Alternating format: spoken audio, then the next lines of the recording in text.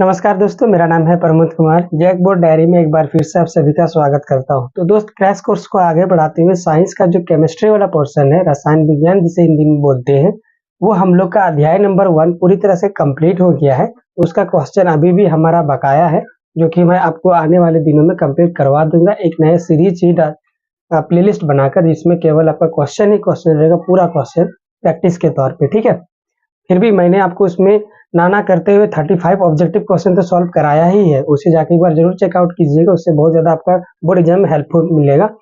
Helpful क्या, मान के चलो कि उन्हीं में से आपका क्वेश्चन आएगा ही आएगा। ठीक है, ऑब्जेक्टिव में। तो आज वाला सेशन से अपन लोग स्टार्ट करेंगे चैप्टर नंबर 2, जिसका नाम है आपका अम्ल क्षारक एवं लवण। यहाँ पे मेंशन नहीं है, बट डोंट वरी, थंबनेल पे तो लिखा ही है, टाइटल पे भी। ठीक है, स्टार्ट करेंगे इस वाले चैप्टर को। इसका पीडीएफ आपको डिस्क्रिप्शन बॉक्स में मिल जाएगा। कोई भी राइट डाउन नोट डाउन करने की जरूरत नहीं है, बस यहाँ समझिए कंसेप्ट को, पीडीएफ को डाउनलोड कीजिए, उसको याद कीजिए। ठीक है, जो कुछ यहाँ लिखा हुआ है उससे ज्यादा ही पीडीएफ में लिखा हुआ है, और कमाल की बात यह है कि हैंड रिटन में लिखा हुआ है। और तीसरा इंपॉर्टेंट बात यह कि दिसंबर के एंड तक में, मतलब 30 दिसंबर तक अपना ये कोर्स पूरी तरह से कंप्लीट हो जाएगा। इसके बाद हम लोग का पूरा टाइम बचता है जनवरी एंड फरवरी मंथ। उस समय अपन लोग पूरा क्वेश्चन प्रैक्टिस करेंगे। क्वेश्चन कौन कौन सा प्रैक्टिस करेंगे वो भी बता देता हूँ आपको। हम लोग प्रीवियस ईयर क्वेश्चन प्रैक्टिस करेंगे। आपका 50 ऑब्जेक्टिव क्वेश्चन हर एक चैप्टर से कर देखेंगे। ठीक है, मॉडल क्वेश्चन मार्केट में जो भी आया होगा, वर्मा प्रेस, शर्मा गैस, जो भी, उससे क्वेश्चंस प्रैक्टिस करेंगे। मेरे तरफ से कुछ क्वेश्चन होगा, long question, short question, every type के क्वेश्चन को अपन लोग प्रैक्टिस करेंगे। जब इतने सारे क्वेश्चन आपको प्रैक्टिस करने का मौका मिलेगा इस चैनल से, तो आपको चैनल को क्या करना है, सब्सक्राइब करना है। और साइंस में तो आपका 100% नंबर तो आना ही आना है। ठीक है, अब सेशन को स्टार्ट करते हैं। सबसे पहला, हाँ, इस वाले वीडियो में हम लोग अम्ल से लेकर इसका क्षारक का परिचय से लेकर सूचक तक कंप्लीट करेंगे। इसके बाद हम लोग इसका रासायनिक अभिक्रिया को देखेंगे। रासायनिक अभिक्रिया को इस वाले वीडियो में नहीं देखेंगे। स्टार्ट करते हैं। अब अम्ल क्या चीज है भाई? सबसे पहला नंबर पे इसका डिफिनेशन, जो पानी में घुल के H+ आयन देता है। आयन के बारे में आप जानते हैं तो भी बहुत बढ़िया, नहीं जानते हैं तो अभी आपको समझने का टाइम नहीं है, अभी आपको याद करना है। H+ आयन को हम लोग हाइड्रोजन आयन बोलते हैं। क्या बोलेंगे? H+, ये आयन देगा, बस ये फोटो आपको याद रखना है। इस तरह H+ हाइड्रोजन आयन, क्या बोलते हैं? Hydrogen ion. जो पानी में घुलकर हाइड्रोजन आयन देता है उसे अपन लोग अम्ल बोलते हैं। ठीक है, दुनिया में बहुत प्रकार के हमारे पास रासायनिक सूत्र वाले पदार्थ हैं, लेकिन सभी पदार्थ अम्ल नहीं होते हैं। जो पानी में घुलकर H+ आयन देता है वो क्या कहलाता है? हम लोग का अम्ल कहलाता है। ये इसका डिफिनेशन है। ठीक है, अभी आयन वगैरह पूरी तरह से आपको समझा देता, अभी टाइम नहीं है ना, दैट्स व्हाई, तो अभी आपको याद करना पड़ेगा। अम्ल के कुछ गुण होते हैं, जैसे ये स्वाद में खट्टा होता है, नीला लिटमस पत्र को लाल कर देता है, और क्षारक के साथ अभिक्रिया करके लवण बनाता है, धातु के साथ अभिक्रिया करके ये हाइड्रोजन गैस उत्पन्न करता है, और तीसरे नंबर पे ये पानी में घुलकर H+ आयन देता है। खैर, ये तो डिफिनेशन ही है, ये तो आपको याद हो गया होगा। पहले बहुत सवाल पूछता था कि अम्ल के बारे में 5 बिंदुओं पर चर्चा करें, तो इन 5 बिंदुओं पर अपन लोग चर्चा करते थे। ठीक है, अभी ऑब्जेक्टिव क्वेश्चन में आपका सवाल क्या पूछेगा? एगो ये वाला, कि पानी में घुलकर अम्ल कैसा देता है, कौन सा आयन देता है? H+ आयन देता है। इसका मतलब दूसरा प्रकार का भी आयन होता होगा, जो किसके पास होगा? क्षारक के पास, ऑब्वियसली सी बात है। ठीक है, दूसरा ऑब्जेक्टिव क्वेश्चन यहाँ से बनता है, अम्ल स्वाद में कैसा होता है? खट्टा होता है। कौन सा पत्र को ये कैसे कर देता है? तो नीला लिटमस पत्र को ये लाल करता है। ये 3 इंपॉर्टेंट क्वेश्चन है जो आपसे ऑब्जेक्टिव क्वेश्चन में पूछेगा। ये सब हम लोग दोबारा देखेंगे जब अपन लोगों का रासायनिक अभिक्रिया जब अम्ल का आएगा तब। बहरहाल अभी याद कर लोगे तो कोई बुरा नहीं है। ठीक है, चलिए, अम्ल कितने प्रकार के होते हैं भाई? 2 प्रकार के होते हैं। एक होता है बहुत ही शक्तिशाली वाला अम्ल, जिसको अपन लोग अपने डे टू डे लाइफ में खा नहीं सकते हैं, खाएंगे तो हाथ पेट उठ सब अतली उतली सब जल जाएगा। इवन तो इतने खतरनाक अम्ल होते हैं कि पानी हाथ में गिरने से हाथ को पिघला सकता है। ठीक है, तो प्रबल अम्ल जो होते हैं उसको खाया नहीं जाता है। तो क्या अम्ल, दूसरा अम्ल को भी खाया जा सकता है? बिल्कुल खाया जा सकता है, जिसका नाम है दुर्बल अम्ल। प्रबल मतलब बहुत ही बलवान और शक्तिशाली वाला अम्ल, दुर्बल मतलब थोड़ी सी कमजोर। सर, हमें पता कैसे चलेगा ये प्रबल अम्ल है, ये दुर्बल अम्ल है? भाई, इसका डिफिनेशन से, ये डिफिनेशन में ही है आपका कि ये H+ आयन देता है, जो पूरा तरह से टूट कर पानी में जैसे उसको मिलाएंगे, इसके बाद पूरी तरह से खुद अपना वजूद को मिटा के पूरा पानी में मिल जाएगा, और पूरी तरह से H+ आयन पूरी पानी में कर देगा, तो उसको अपन लोग बोलेंगे एकदम तुम तगड़ा अम्ल हो। समझाता हूँ उदाहरण के तौर पे, ज्यादा समझ में आएगा। इसको कलर के साथ समझाऊं तो ज्यादा समझ में आएगा। जैसे देखिए ये एक डब्बा ले लो आप, ये ओनली फॉर अंडरस्टैंड के लिए है, ठीक है। हमेशा हम लोग अम्ल में पानी को मिलाते हैं, पानी में अम्ल को नहीं मिलाते। हमेशा हम लोग, सॉरी उल्टा बोल दिया, हमेशा हम लोग पानी में अम्ल को मिलाते हैं, अम्ल में पानी नहीं मिलाते। तो यहाँ पे क्या रहना चाहिए, पानी रहना चाहिए, ठीक है। तब इधर से अम्ल डालें। ऐसा कतई ना करें कि यहाँ पे आपका अम्ल है ऊपर से आप पानी डाल रहे हैं, ऐसे में आपका हाथ जल जाएगा। तो बूंद बूंद यहाँ पे अम्ल डालेंगे। सपोज कीजिए आपने एक अम्ल डाल दिया, अम्ल का कलर है कैसा, सपोज समझने के लिए आपको बता रहा हूँ, एक अम्ल का कलर है लाल, मान लेता हूँ, ठीक है, लाल कलर का है, लाल कलर का है। पानी में डाल दिया इसको, और ये ना पानी में घुल के हल्का हल्का लाल हो गया, एकदम पूरा हल्का हल्का लाल हुआ, अभी भी पानी का सफेदी वाला पोर्शन बचा हुआ है, ठीक है। ये दूसरी ओर वाला डब्बा में आपने यही अम्ल को, दूसरा अम्ल को डाला, और ये भी आपका लाल कलर है। जैसे ही ये पानी में मिलता है तो पूरा पानी एकदम पूरा पूरा गहरा लाल हो गया। तो दोस्त इसको बोलते हैं पानी में पूरी तरह से घुल जाना, इसको बोलते हैं पानी में पूरी तरह से ना घुलना। समझ में आया ये लॉजिक। तो पानी में पूरी तरह से घुल जाने का मतलब होता है पूरी तरह से वो टूट गया। जब पूरी तरह से वो पानी में घुल जाएगा तो उसको बोलेंगे प्रबल अम्ल। ये बहुत शक्तिशाली अम्ल है। क्यों घुल पाया, क्योंकि वो पानी में पूरी तरह से घुल के अपना हाइड्रोजन आयन को दे दिया, पानी में घुला चुका है। तो यही इधर परिभाषा है। ऐसा अम्ल जो पूरी तरह से टूटकर पानी में पूरा H+ आयन को बिखार देगा, है ना, एकदम पूरा मिल जाएगा, तो उसे क्या बोलेंगे, प्रबल अम्ल बोलेंगे। तो इस अम्ल को हम लोग नहीं खा सकते हैं, दुर्बल अम्ल को खाएंगे। तो दुर्बल अम्ल का क्या परिभाषा होगा जी, यही जो पूरी तरह से अपना H+ आयन पानी में घुलकर नहीं देता, उसे दुर्बल अम्ल बोलेंगे। इसका जो उदाहरण है बहुत महत्वपूर्ण है, HCl, हाइड्रोजन क्लोराइड। इधर पीडीएफ में वैसे भी आपको दिख रहा होगा, ठीक है। HCl इस रासायनिक सूत्र है, हाइड्रोक्लोरिक अम्ल। H2SO4 ये है आपका सल्फ्यूरिक अम्ल, ठीक है। तीसरा नंबर पे अमोनियम, HNO3। तो दुर्बल अम्ल के बारे में क्या पढ़ लेते हैं, ऐसा अम्ल जो पानी में घुलकर कम मात्रा में H+ आयन देता है, उसे अपन लोग क्या बोलते हैं, दुर्बल अम्ल बोलते हैं। इसे खाया जा सकता है, जैसे एसिटिक अम्ल, लैक्टिक अम्ल, साइट्रिक अम्ल। फलों में कौन कौन सा अम्ल पाया जाता है उसका मैं एक चार्ट बताऊंगा, सब्जेक्टिव क्वेश्चन पूछते हैं, बट बहरहाल अभी के लिए इतना ध्यान में रखिएगा, ठीक है। अभी अपन लोग दूसरे नंबर की ओर चलते हैं, जो इंपॉर्टेंट क्वेश्चन आपका ऑब्जेक्टिव क्वेश्चन में बनेगा, वो है ग्लूकोज और अल्कोहल, क्या ये दोनों अम्ल हैं। बहुत लोगों का मिथ्य कथा है कि भाई जो अल्कोहल होते हैं जैसे दारू वगैरह, उसमें लोगों का मानना है कि वो उसमें अम्ल होता है, नहीं होता है उसमें अम्ल भाई, ठीक है। ग्लूकोज में भी अम्ल नहीं होता है। क्यों नहीं होता है, क्योंकि ये पानी में घुलकर H+ आयन नहीं देते हैं, इसीलिए ये अम्ल नहीं होता है, ठीक है। समझ में आया। ऑब्जेक्टिव क्वेश्चन में पूछेगा ग्लूकोज और अल्कोहल क्या अम्ल होता है, तो आपका ऑप्शन मारना है नहीं होता है। क्यों नहीं होता है, क्योंकि वो पानी में H+ आयन नहीं देते। ये उधर पूरा लिखा हुआ है, ठीक है, पीडीएफ में, यहाँ पे मैं समझा रहा हूँ बस आपको। आगे चलते हैं, क्षारक के बारे में थोड़ी जानकारी लेते हैं। क्षारक क्या चीज है जी, जो पानी में घुलकर, जैसे अम्ल की तरह ये अम्ल H+ नहीं हाइड्रोजन आयन देता था, यहाँ पे ये OH- आयन देगा। क्या देगा, OH- आयन। इसका नाम आपको याद रखना है, हाइड्रोक्साइड आयन। क्या बोलते हैं OH- को, हाइड्रोक्साइड आयन, हाइड्रोक्साइड आयन। ये पानी में घुलकर कौन सा आयन देता है, ऐसे दुनिया में बहुत सारे पदार्थ होंगे, सभी पदार्थ को लाओ बाजार से खरीद के और पानी में डुबा डुबा के लैब में चेक करो कि देखो भाई कौन सा H- आयन देता है। जो OH- आयन देगा उसको मैं एक साइड रखूंगा और सभी को बोलूंगा तुम क्षारक हो, क्योंकि तुम पानी में घुल के कैसा आयन दिए, OH- आयन दिए, जिसको बोलते हैं हाइड्रोक्साइड आयन। सिंपल है, याद हो गया भाई। क्षारक के कुछ गुण भी होते हैं, जैसे ये स्वाद में कड़वा होता है, लाल लिटमस पत्र को नीला कर देता है, ठीक है, ये याद रखना। ये दो चीज बहुत इंपॉर्टेंट है, स्वाद में कड़वा होता है, लाल लिटमस पत्र को नीला कर देता है, और ये पानी में घुलकर कैसा देता है, हाइड्रोक्साइड आयन देता है, OH- आयन देता है। ये बेहद इंपॉर्टेंट है, ऑब्जेक्टिव क्वेश्चन में पूछेगा आपसे कि क्षारक का स्वाद कैसा होता है, कड़वा होता है, पानी में घुलकर कौन सा आयन देता है, तो हाइड्रोक्साइड आयन देता है। या तो OH- लिख देगा या तो उसका नाम लिख देगा, ठीक है। ऐसे सवाल पूछा जाता है। अच्छा, अम्ल दो प्रकार के होते हैं, जैसे क्षारक जैसे अम्ल जैसे दो प्रकार के होते हैं, वैसे ही क्षारक भी आपका दो प्रकार का होता है।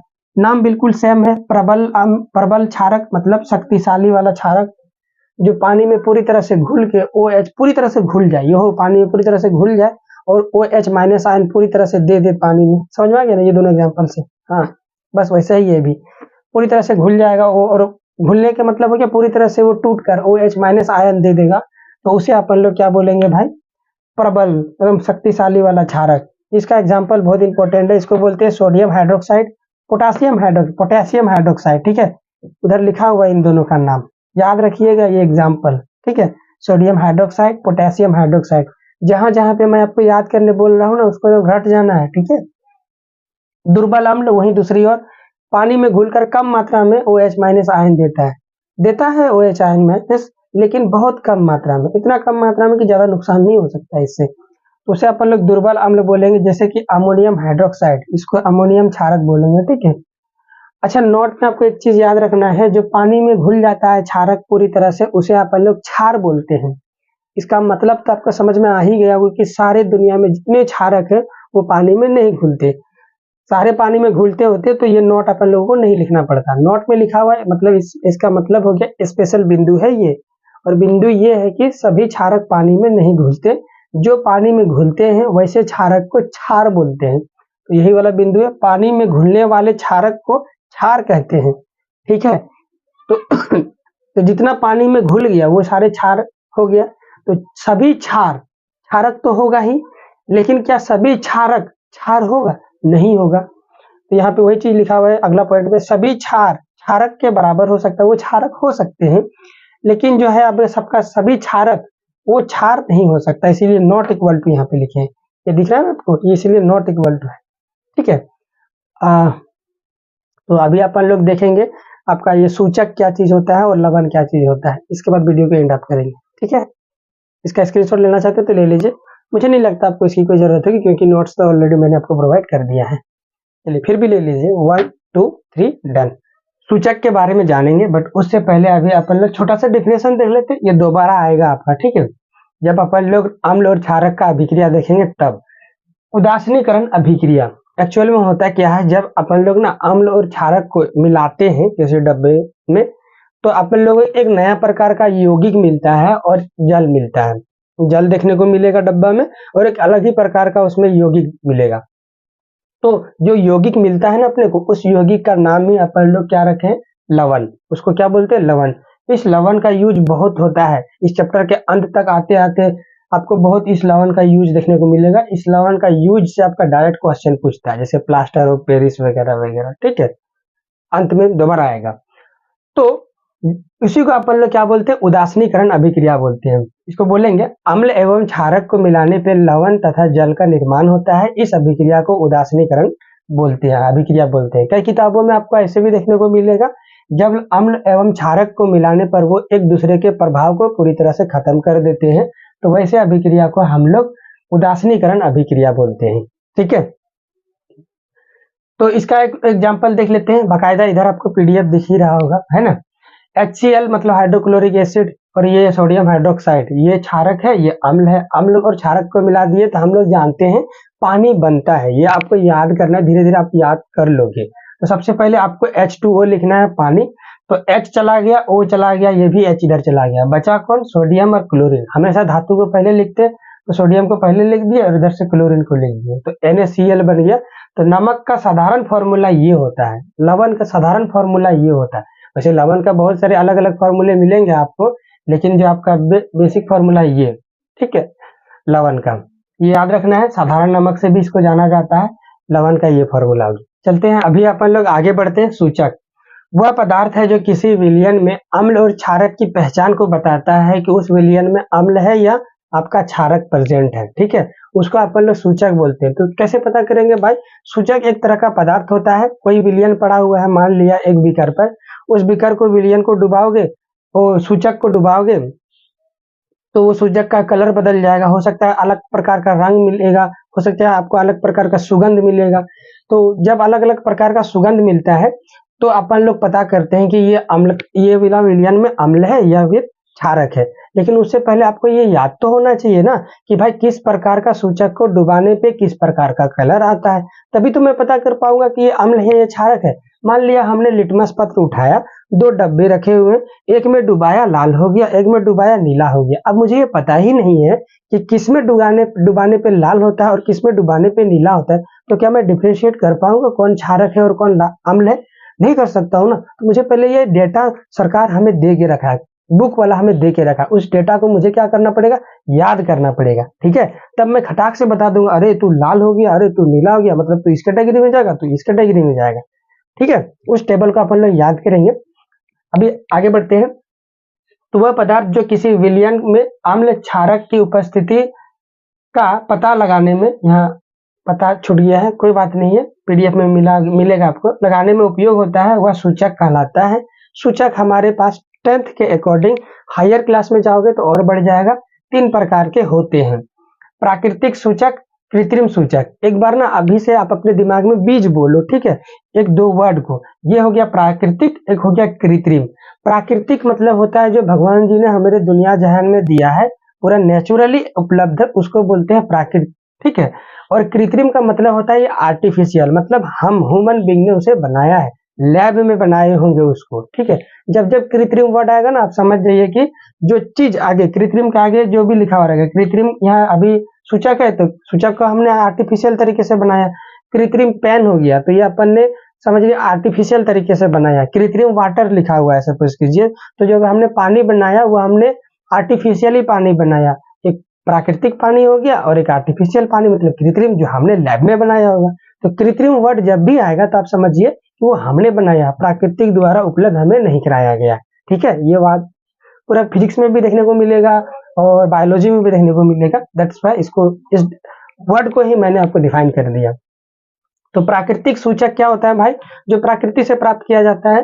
प्राकृतिक में कहाँ से, पेड़ पौधे से प्राप्त किए जाते हैं इसको। ऐसा सूचक जो प्राकृतिक में उपलब्ध पौधों से प्राप्त किया जाता है, वैसे सूचक को अपन लोग क्या बोलते हैं, कि प्राकृतिक सूचक बोलते हैं। जिसमें सबसे पहला नंबर पर आ जाता है आपके पास लिटमस पत्र, गोभी का पत्ता आ जाता है और हल्दी आ जाता है। ठीक है, ये जिसमें से सबसे ज्यादा इंपॉर्टेंट है लिटमस और सेकंड इंपॉर्टेंट है ये हल्दी, उतना इंपॉर्टेंट नहीं है, तो ये याद रखना है आपको। ठीक है, कृत्रिम में कौन सा आ जाएगा, दो, और दो ही बड़ा फेमस एग्जाम्पल है। एक होता है मिथाइल ऑरेंज और आपका होता है फिनाल्फथेलिन। फिनाल्फथेलिन, मिथाइल ऑरेंज, नाम थोड़ा बहुत खतरनाक है तो 2-3 बार बोलिएगा। फिनाल्फथेलिन, ये हो गया मिथाइल ऑरेंज। ठीक है, तो ये कहाँ बनाए जाते हैं भाई, रासायनिक मिलकर